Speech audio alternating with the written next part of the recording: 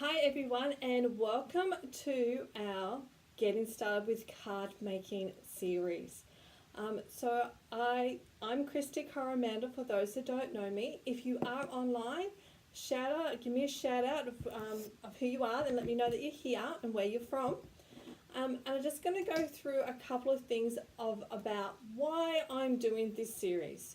So I've had a lot, as some of you might know, I do project tutorials every Wednesday at 10 a.m. and where you can join me live as we make a project. And some people have commented that they're unsure of where to get started with card making, that they feel that they could never, it's a craft or something that they could never do themselves, and that they feel too that they don't have enough supplies or the money to warrant investing in this hobby. So I'm here to tell you they are all myths. You don't need a lot of supplies to get started. You don't need to have a craft room of everything as well. So what we're going to do is each week or each episode, we're going to break down the card making process, and we're going to give you a challenge each week also, so that you can then build your supplies, build your knowledge, and in learning on how to create cards yourself, and then you'll be fine in no time that you'll be able to pick up a stamp set or an ink pad and begin creating on your own. So what can you expect each week? Well, each week we're going to attack, I think I said that, just one brief topic. We're going to dive deep into it, hopefully resolve some of the concerns that you may have. If there's any questions you got, definitely shoot it out to me on here or shoot me an email. I'm happy to answer and help in any way I can. If there's a topic that I've missed or you're not sure of, let me know as well so that I can add it to this series that we're going to be doing. So this week we are going to be talking about our supplies. What are the key essential supplies that you need to begin card making? What don't you need? What are some of the nice to haves? And so we'll go through and I'll explain a little bit about each of them and as to why that I recommend that you start with these tools as well. So let's get started. Just fix my camera here. Okay.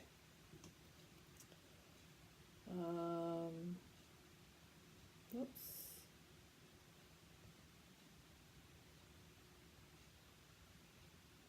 Lost my thing. Oh, there we are.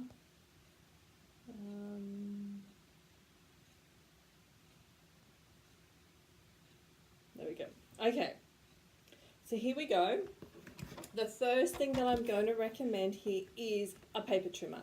We all need a paper trimmer. And your paper trimmers may vary from wherever you potentially buy them from. So what I recommend when you are looking for a paper trimmer is a couple of key things.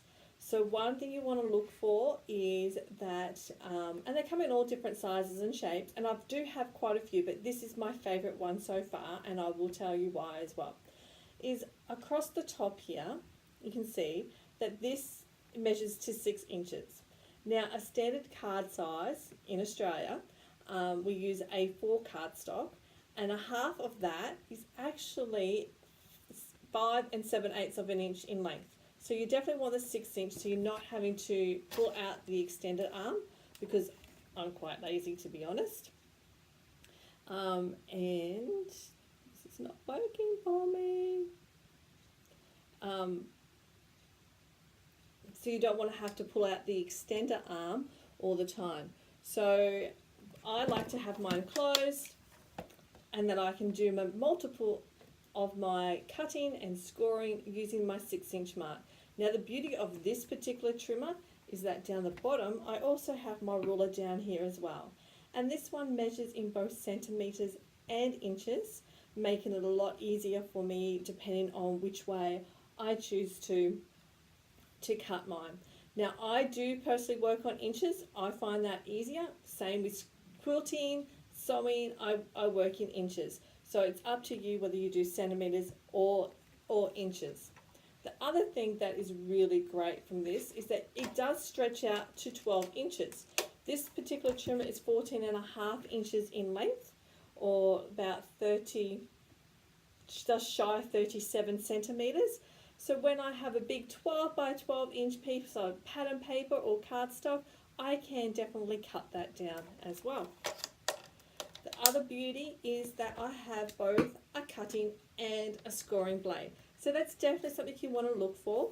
Now, some trimmers, this one's pretty unique, that you'll be able to fit both the cutting and scoring blade in the track at the same time and just use which one.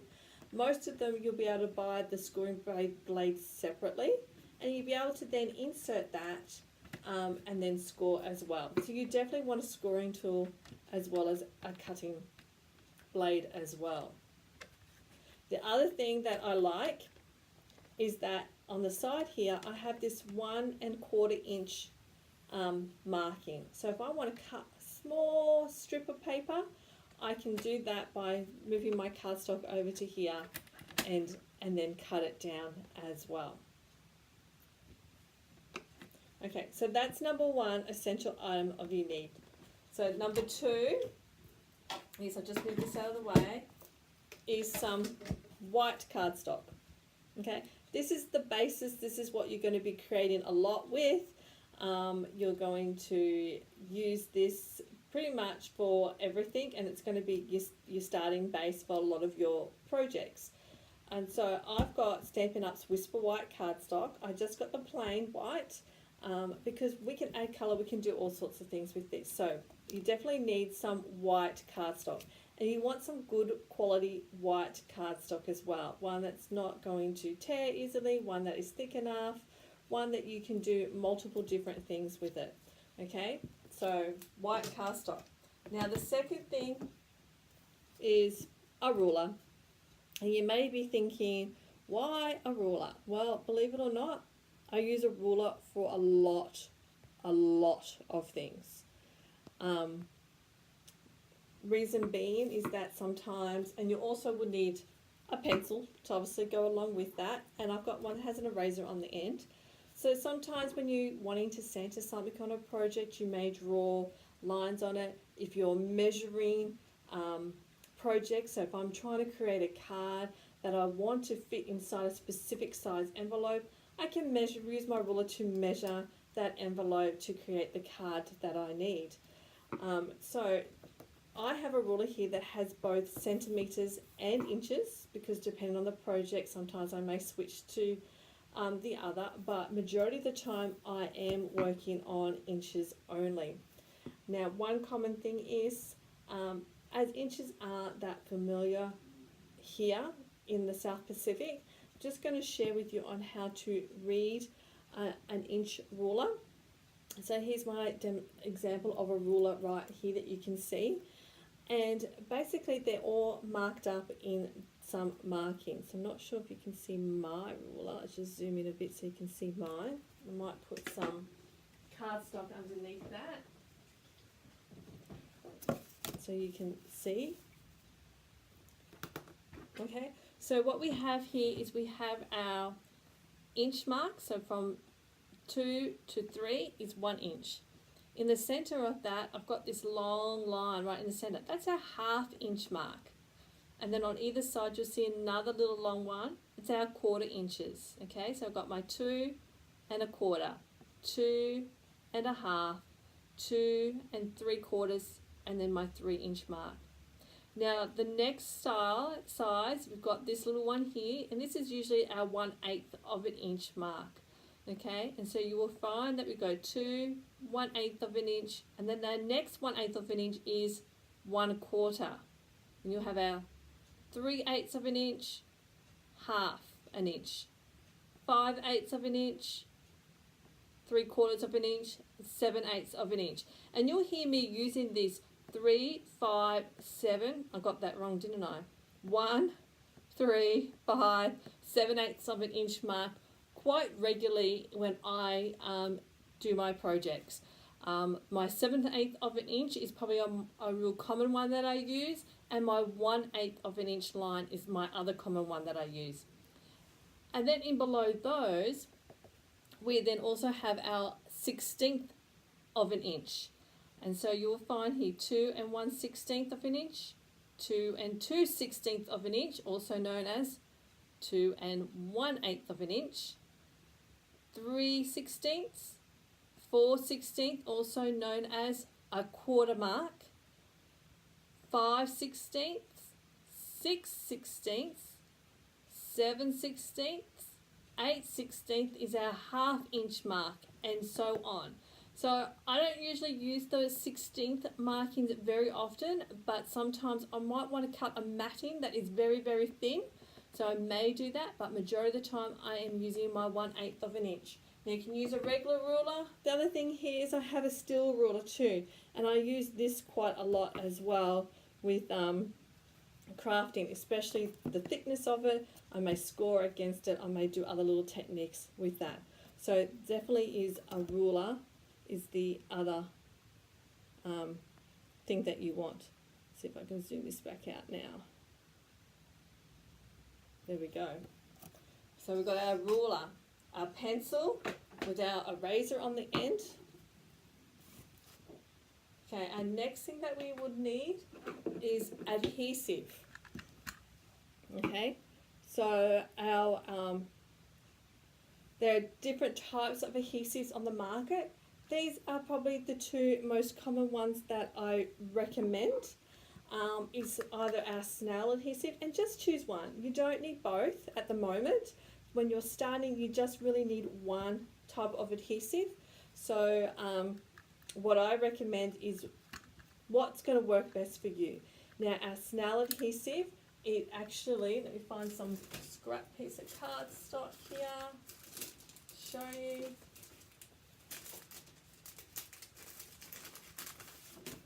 Okay, so a snail adhesive is just like, it's just a tape runner. So as you go down, you'll be able to, your adhesive will come out, and then you'll be able to stick your project down with that. Now the other one that I like to use is liquid glue. Now I particularly like this one because it has a small tip at the top, which is great for those fine details that you want to stick, because it's liquid. So it comes out really nice and fine. And then if you want to do big areas, it has this big section right here, so you can do a whole card base and stick that down. So my preferred method is liquid glue for two reasons. One, it can do everything. I can get into small areas. Unlike snail, I can't really get the small areas. I can, the other thing is, because it starts off wet before it dries, and it does dry clear, is that if I'm trying to get something in its place, I've got that jiggle time room to get it even before I'm like, yep, I'm happy with it. Whereas if I've used this one and I stick something down, yeah, well, it's pretty much stuck there and I can't really do much about it. So I definitely prefer this. So you need some sort of adhesive. You don't need both, just one. So pick which one is going to work best for you. Now the last thing that you need is a pair of scissors. Now I do recommend that you get a pair of scissors that have a fine tip point at the end. Yes, a pair of kitchen scissors may do the trick for the time being, but if you want to, and I recommend this, is investing in some tools that are going to last the longest, that you're going to have all the time, and they're going to meet the needs of your hobby. So the reason why you want point set scissors is that these ones in particular, I can cut right to the point and it goes straight to that point. It doesn't stop halfway up like some kitchen scissors would. Okay, it goes right to the point. This is also good for when you're trying to cut things out with great detail. Now, obviously when we're starting out, we may not be able to afford or invest in punches or in dies, because we don't have a die cutting machine or anything, and so we're going to do a lot of cutting out with our scissors. So especially if you're trying to cut something that's, you know, like this for example, it's got fine details, I can use those, especially those points, and cut all the way around and get a nice clean cut every time. Okay, so that's why I recommend investing in some really good paper crafting scissors, okay, that have got a nice point at the end. Now, there are a couple of extra items that are not necessarily a must-have. They're what I call nice-to-haves. One is grid paper, and this here is my grid paper, because you're going to be working on a flat surface and you need a flat surface to be able to work on. And a grid paper is what's going to protect your surface. So this here obviously has grid lines, and one side is in inches, right? And the other side, I'll tear this down so you can see, is in centimetres. So depending on which you prefer to work with, you'll have centimetres or inches. Once again, I prefer working in inches, so I'll have the inch side. Now you can use as an alternative scrap paper, like butcher's paper, something really big to protect your work surface. But I find for the value, and you get like 100 sheets or something of this, and it takes me a long time before I go through a packet. And I do a lot of paper crafting, so that's saying something. And because it's all lined up, got grids, I can use this to line up my projects, like this for example, and stick things down and making sure that they're all stuck evenly and aligned with each other. So that's another benefit, especially when you start having to draw things. We can use our grid lines as a guide to get those nice straight lines as well. They're also good for lining up our stamps for when we want to have nice straight stamping. So it's really good to have grid paper for that. So once again, this is a nice to have. It's not a must have, but I do recommend investing in some grid paper for your work surface. Now, the one last thing that I recommend is this little tool here. It's called a bone folder. Now you can, and I use this often to crease my cards. I can score with this tool.